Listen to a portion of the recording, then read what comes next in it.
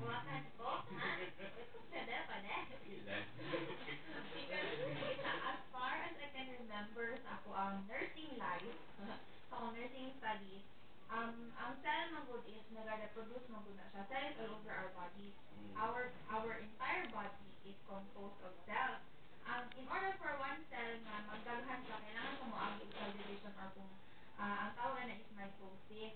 Kailangan siya mag-create from 1 into 2 para magkaroon o kanang isa ka structure. For example, atong liver, that's composed of cells.